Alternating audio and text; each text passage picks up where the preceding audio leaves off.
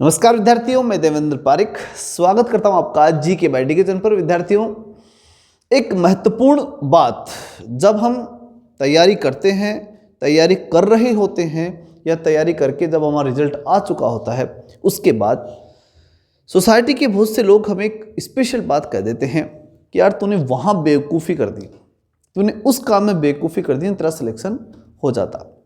तो बहुत सी चीज़ें हमारे सामने आती हैं। आज हम इस बात पर चर्चा करेंगे कि हम कहीं बेवकूफ़ी तो नहीं कर देंगे, क्योंकि ये सबसे बड़ी गलती हो जाती है। अगर हम बेवकूफ़ी कर देते हैं और फिर उसके बाद में वास्तव में बेवकूफ़ी करने के बाद रिजल्ट हमारा नकारात्मक आता है, तो फिर हम स्वयं भी आत्मग्लानि के शिकार हो जाते हैं और हमें खुद को ही बहुत बुरा लगता है। मेहनत करने के बाद, सही रणनीति के बाद, सब कुछ करने के बाद अगर कोई व्यक्ति असफल होता है तो उतना दुख नहीं होता, लेकिन जब हम कहीं कमी रह जाती है, लोग हमें कहते हैं कि आप ऐसे नहीं करें कि आपने, नहीं तो आपका ये हो जाता, तो बहुत बुरा लगता है। इसलिए आज हम उन संभावनाओं को समाप्त कर देंगे कि लोग हमें ये कह दें कि आपने बेवकूफ़ी कर दी। तो इसलिए आज का वीडियो बहुत इंपॉर्टेंट है। चैनल को लाइक करके सब्सक्राइब जरूर कर ले, क्योंकि इसके ऊपर बहुत महत्वपूर्ण विषय हम बराबर चर्चा करते रहते हैं और निश्चित रूप से लगभग हर शाम को जो या तो मोटिवेशन वीडियो होता है या गाइडेंस का वीडियो आपके लिए होता है। तो आज हम जो चर्चा कर रहे हैं वो बहुत महत्वपूर्ण इसलिए भी है कि अब हमें चूँकि इस रण में उतरना है, कंपटीशन किस दुनिया में आना है, तैयारी करनी है, और बहुत से विद्यार्थी अलग अलग एग्जाम्स की तैयारी कर ही रहे हैं, तो उनके लिए बहुत ज़रूरी ये वीडियो इस समय के लिए हो गया है। अब सबसे पहली बात होती है कि जब हम तैयारी करने की शुरुआत करते हैं तो एक बात गांठ बांध लेना कि शुरुआत करते समय सबसे पहले किताब से शुरुआत मत कर देना। बहुत ही टेक्निकली शुरुआत करनी है, क्योंकि देखो शुरुआत और अंत ये दो चीज़ें बहुत बढ़िया होनी चाहिए। अगर इन दो में कमी रह गई ना तो फिर तो मामला भी थोड़ा तो गड़बड़ी रहता है। इसलिए सबसे पहले आपको करना है ये काम कि एक सिलेबस उठाओ और पिछले पेपर उठाओ, एक या दो जितने हो सके। ये दो काम जरूर करने हैं, किसी भी एग्जाम में बैठ जाओ, ये दोनों काम बहुत जरूरी हैं कि सबसे पहले आपको सिलेबस लेना है और फिर उसके बाद साथ में आपका पिछले ईयर का पेपर लेना है। सिलेबस को पूरे को याद करना है। अगर आपको सिलेबस याद नहीं है, बहुत बड़ी गलती है। सिलेबस याद होना चाहिए। दूसरा, सिलेबस के अकॉर्डिंग चूंकि पेपर आया था तो पेपर पूरा याद होना चाहिए।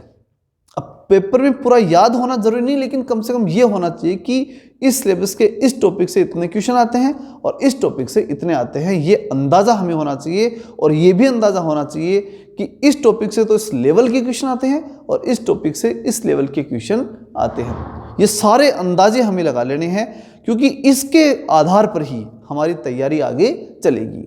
इसलिए सबसे पहले हमने क्या लिया, सिलेबस को पूरा याद किया, पेपर को अच्छे से समझा। अगर एक बार में पूरी तरह अगर माइंड में ग्राफ नहीं बना तो एक बार फिर से हमने पेपर को निकाला। ये दो काम करने बहुत ज़रूरी हो जाते हैं। उसके बाद जो सबसे महत्वपूर्ण काम स्टार्ट होता है वो होता है कि हम जब इस पूरे मैटर के अकॉर्डिंग पढ़ाई शुरू कर रहे हैं तो हमें सामग्री की आवश्यकता होती है कि कौन से बुक पढ़े, कौन से गाइड पढ़े, कहाँ से ऑनलाइन कोर्स लेना है, किस टीचर से सहयोग लेना है। ये सब चीज़ें ऑफलाइन पढ़ें या ऑनलाइन तैयारी करें, ये सब चीज़ें हमारे सामने आके खड़ी हो जाती हैं। तो हमें क्या करना है, उस दौरान हमें ये तय करना है कि मुझे कौन सी तो किताबें पढ़नी है, कौन सा सिलेबस लेना है और कहाँ से टीचर सेलेक्ट करना है। एक बार ही कर लेना, ऐसा नहीं रोज़ बदलो। 10 दिन वेयर फिर बदल लिया, 20 दिन वेयर फिर कुछ किया, इतना ही समय बचता है, वो उसमें पूरा हो जाता है। इसलिए ऐसा कभी नहीं करना चाहिए। जो करना है सोच समझ करके एक दिन लगा दो, कोई दिक्कत नहीं है। पूरी सामग्री इकट्ठी करने में जो टाइम लगाओ वो एक दिन में लगा लो, और फिर जब लगा लो, पूरा टाइम लग चुका, उसके बाद कभी इस विषय पे चर्चा ही मत करो और माइंड में कभी ये चीज़ मत आने दो। फिर जो मैटर है उसे ही तैयार करना है, फिर चाहे कुछ भी हो जाए, ये तय कर लेना। अब इतना सब कुछ तय हो गया कि भाई ऑनलाइन मुझे इतना पढ़ना है, ये करना है, सब कुछ तय हो गया। उसके बाद पढ़ाई जब शुरू करें तब सबसे महत्वपूर्ण काम होता है कि हमारा जो टाइम मैनेजमेंट है वो किस प्रकार का होना चाहिए। अब टाइम मैनेजमेंट में कैसे, कि देखो पढ़ाई में दो चीज़ें इंपॉर्टेंट होती हैं, एक स्टडी और स्टडी के साथ साथ प्रैक्टिस। दोनों चीज़ों की बराबर भूमिका होती है। पहले आप सामग्री पढ़ोगे और फिर उसके अकॉर्डिंग अपने क्वेश्चन आंसर करोगे। ये होता है और ये होना चाहिए। अगर ये नहीं करते तो सबसे बड़ी मूर्खता हो जाती है। हमें याद कितना हुआ अगर ये नहीं मालूम, हमें क्या याद हुआ क्या नहीं हो रहा, ये सब चीज़ें अगर हाथों हाथ हमें कवर नहीं हो रही हैं तो फिर हम पिछड़ते चले जाते हैं। हमें लगता रहता है कि हमें याद हो रहा है और हाँ याद कुछ होता ही नहीं है। इसलिए हाथों हाथ प्रैक्टिस होना बहुत ज़रूरी है। हाथों हाथ का मतलब ये भी नहीं कि एक पन्ना पढ़ा और उसकी प्रैक्टिस शुरू कर दी, कोई क्वेश्चन ढूंढने बैठ गए, ऐसा नहीं करना। पूरा टॉपिक आराम से तैयार कर लो और उसके बाद पूरी प्रैक्टिस भी आराम से कर लो। तो इस आराम से में फिर एक बात आती है कि सर कितना टाइम दे टॉपिक कवर करने में और कितना टाइम दे उसकी प्रैक्टिस में। तो आपको एक बात ध्यान रखनी है कि देखो, पढ़ाई का एक सबसे सरल सा तरीका अगर अपन देखें तो वो ये बनता है कि आप इसे सीधे मनोरंजन से अटैच करो, एन्जॉयमेंट से। तो एन्जॉयमेंट की अगर मैं बात करूँ तो एक सिनेमा हॉल के अंदर जो फिल्म बना करती है वो लगभग 2.5 से 3 घंटे की बनती है और उससे ज़्यादा कोई नहीं देखता, क्योंकि उससे ज़्यादा बनाते भी नहीं है। इसलिए नहीं बनाते क्योंकि इससे ज़्यादा नहीं देखेंगे लोग, बोर बता देंगे, ज़्यादा टाइम खींचा उसका और लोग कहेंगे फिल्म बेकार है। इससे बढ़िया है कि 2.5 से 3 घंटे तक का मामला उसको रखा जाता है। जितनी छोटी रखते उतनी बेस्ट रहती है, ये उनका मानना होता है। लेकिन लगभग 2.5 से 3 घंटे का तो हो ही जाता है, एक फिल्म का शेड्यूल बन जाता है। अब सोचिए कि सबसे मनोरंजक चीज़ 2.5 से 3 घंटे की है, तो पढ़ाई तो मुझे नहीं लगता कि उतनी मनोरंजक होती है हम सब के लिए, ठीक। तो उसमें हम जो है वो 2.5 से 3 घंटे अगर दे दें अधिकतम तो पर्याप्त है। यानी 3 घंटे से ज़्यादा एक साथ सेटिंग नहीं करनी चाहिए, सबसे पहली बात। और दूसरी बात कि ऐसा भी नहीं होना चाहिए कि आधे पौन घंटे पढ़ के फिर उठ के फिर आधे घंटा पढ़ा फिर उठ गए, ये सबसे बकवास काम है। एक बार बैठो तो कम से कम 1.5, 2, 2.5, 3 घंटे तक के पूरा शेड्यूल बनाकर बैठो। जो टॉपिक उठाया कोशिश हमेशा होनी चाहिए कि जिस टॉपिक को लिया उस टॉपिक को कवर जरूर करना है, उसे कंप्लीटली कवर करके ही उठेंगे। ये चीज़ पक्की हो जानी चाहिए। और फिर उठेंगे ज़रूर, ये भी बहुत ज़रूरी है कि जब पढ़ाई कर रहे हो तो 2.5-3 घंटे पढ़ लिए ना, अब थोड़ा रेस्ट लो, ये बहुत ज़रूरी है। थोड़ा बाहर जाओ, थोड़ा अपने परिवार के सदस्य हैं तो वहाँ उनसे मिलिए, अगर कहीं लाइब्रेरी में पढ़ रहे हैं तो कभी मित्र के पास बाहर आ जाइए और कहीं चाय वाले के पास जा कर के आ जाइए। लेकिन थोड़ा माइंड का फ्रेश होना बहुत ज़रूरी है, इतना करना बहुत ज़रूरी है। उसके साथ साथ जब आप ये जो टाइमिंग ले रहे हो फ्री का, यानी किताब से को छोड़कर बाहर जाने का, उस दौरान कुछ रिफ्रेशमेंट का अगर हो सके तो ज़रूर लें। जैसे पानी पी लिया या फिर कुछ फल फ्रूट जो भी आपके अकॉर्डिंग, वो थोड़ा बहुत हल्का भोजन हो जाना चाहिए या हल्का थोड़ा आहार हो जाए। उससे क्या है कि थोड़ा सा एनर्जेटिक माहौल बना रहता है और फिर हम वापस से उस चीज़ में लगने के लिए तैयार भी हो जाते हैं। अब वापस जब बैठ रहे हैं ना, तब आप उसके अंदर प्रैक्टिस ले सकते हैं। मैंने पिछले शेड्यूल में ये पढ़ा था, अब इसको देखता हूँ कि इसमें से मैं कितने क्वेश्चन सही कर पा रहा हूँ। तो अगले 2.5-3 घंटे में उसकी प्रैक्टिस करने का प्रयास करें। यानी 1-2.5-3 घंटे में एक टॉपिक पूरा करें। अगले 2.5-3 घंटे, अगर ज़्यादा 2.5-3 घंटे की तो आवश्यकता नहीं पड़ती प्रैक्टिस में, तो 1 घंटे में भी अच्छा खासा क्वेश्चन आप उसमें से कवर कर सकते हैं। और उसके बाद 1 घंटे का अगर मान लो आपने लिया और आपकी प्रैक्टिस हो गई, तो फिर अगले 3 घंटे का फिर आप अपना शेड्यूल नेक्स्ट टॉपिक के लिए तैयार करें और फिर उसकी प्रैक्टिस। तो इस प्रकार से टॉपिक की प्रैक्टिस, ये सब चीज़ें बराबर चलनी चाहिए और उसमें पूरा गैप भी चलता रहना चाहिए। ये पूरा का पूरा मामला अपना चल सकता है। अब एक बड़ी बात और इसके साथ साथ जुड़ी हुई है, वो है फ्रीडम। देखो, पढ़ाई कोई ऐसा भी नहीं होता है कि पूरी तरह नियमों में बंद करके होती है, नहीं होती। आप ये देखें कि मैं इतनी बजे से इतनी बजे पढ़ूंगा और उतनी देर में कोई काम आ गया तो कोई गारंटी हो सकती है क्या? नहीं होती, कभी नहीं होती। ऐसी कोई बाउंडेशन नहीं होती। कई बार आप ये सोचो कि रात को तो मुझे कोई डिस्टर्ब नहीं करता, दिन में मैं जो है सो लूँगा और रात को पढ़ लूँगा, ये भी कोई गारंटी नहीं होती। नींद है, कभी आ जाए, रात को आ जाए, वो तो कोई इश्यू नहीं है। दिन में किसी कारण नहीं सोना हुआ तो रात को नींद आ गई। तो ऐसी जो ना, ये फालतू बाउंडेशन अपने ऊपर लागू मत करो, नहीं तो वो बाउंडेशन में हम टेंशन में रहते हैं कि यार देख मैं फॉलो ही नहीं कर पाया। वो बर्डन जबरदस्ती का है अपने ऊपर, किताब का बर्डन तो है ही, वो नया बर्डन और तैयार हो जाता है। इसलिए ऐसा बर्डन हमें नहीं लेना चाहिए।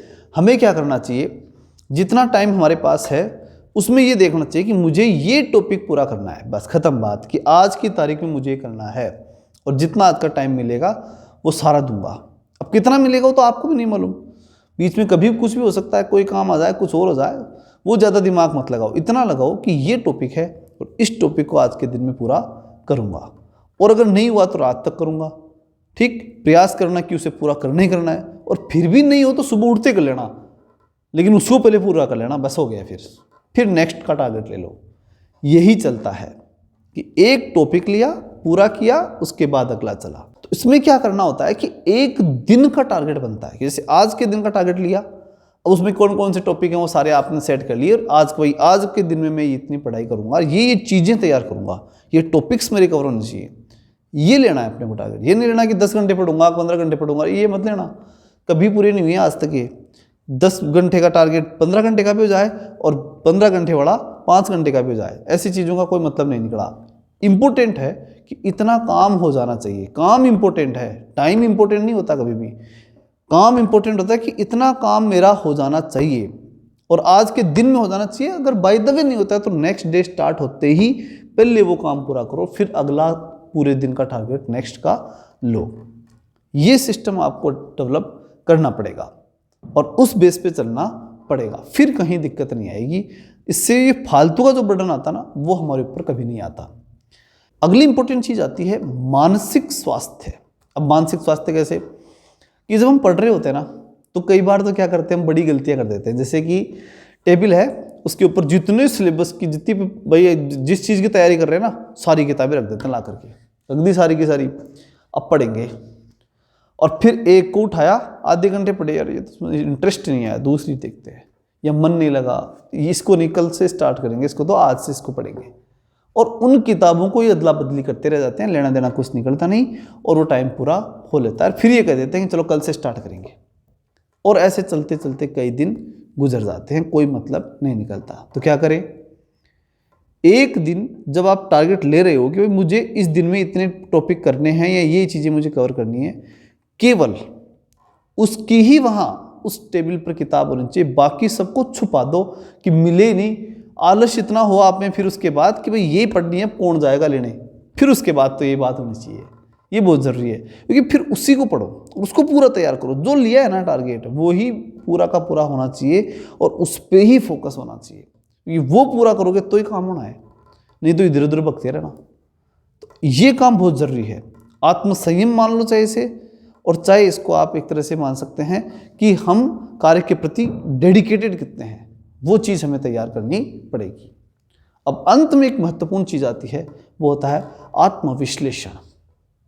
ये बहुत बड़ी चीज़ होती है। जब हम काम करते हैं ना, और उस काम का हम अगर एनालिसिस नहीं करते कि हम कहाँ गलत थे, कहाँ सही थे, क्या हम सही तो जा रहे हैं, कहीं हम गलत तो नहीं निकल गए, कहीं फालतू चीज़ तो नहीं पढ़ दी, ठीक, या फिर कि हम जो पढ़ रहे हैं वो हमें याद भी हो रहा है कि नहीं हो रहा, कहीं हमें आता ही नहीं हो, हम यूं ही पढ़ के निकल रहे हैं आगे, ये सब चीज़ जानना बहुत ज़रूरी होता है। और उसके लिए प्रैक्टिस करना बहुत ज़रूरी हो जाता है। ये बात मैंने पहले भी की थी। और उसके साथ साथ खुद को भी एनालिसिस करना चाहिए। प्रैक्टिस चलो ठीक है, लेकिन उसके साथ साथ हमें ये भी अंदाज़ा होना चाहिए कि हम जा रहे हैं, जो चीज़ें तैयार कर रहे हैं वो कितनी इंपॉर्टेंट है, और क्या ये चीज़ें कभी ऐसी तो नहीं पढ़ दी हैं अपन कि जिनका कहीं एग्ज़ाम से दूर दूर तक वास्ता नहीं है, ऐसी चीज़ें तो नहीं पढ़ना शुरू कर दी है।